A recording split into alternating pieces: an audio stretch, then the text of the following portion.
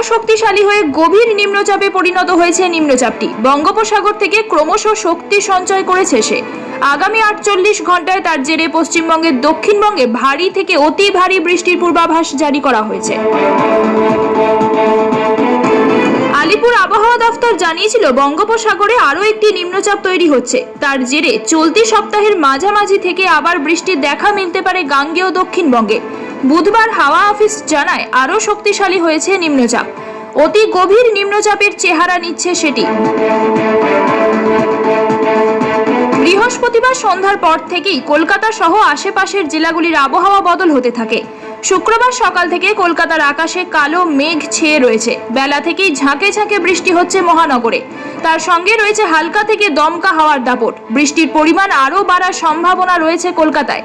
বৃষ্টির ফলে কিছুটা হলেও স্বস্তি এসেছে কলকাতার বাসিন্দাদের।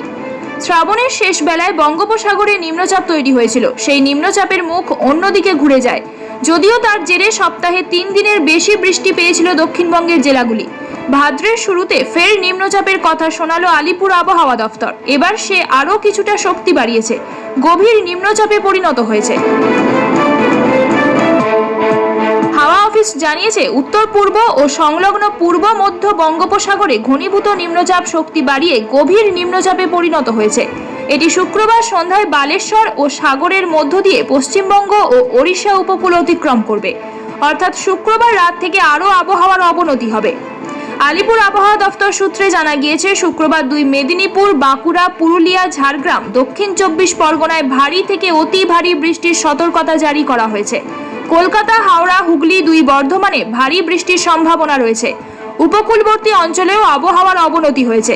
মৎস্যজীবীদের মাছ ধরতে যাওয়ার উপর নিষেধাজ্ঞা জারি করা হয়েছে। অবিলম্বে মৎস্যজীবীদের উপকূলে ফিরে আসতে বলা হয়েছে। পূর্ব মেদিনীপুর, দক্ষিণ 24 পরগনায় ঘন্টায় 45 থেকে 55 কিলোমিটার বেগে ঝোড়ো হাওয়া বইতে পারে। হাওয়ার সর্বোচ্চ বেগ হতে পারে ঘন্টায় 65 কিলোমিটার। কলকাতা, হাওড়া, হুগলি, বাঁকুড়া, পুরুলিয়া, ঝাড়গ্রাম, পশ্চিম মেদিনীপুরে ঘন্টায় 40 থেকে 50 কিলোমিটার বেগে দমকা হাওয়া বয়ে যাওয়ার আভাস দেওয়া হয়েছে।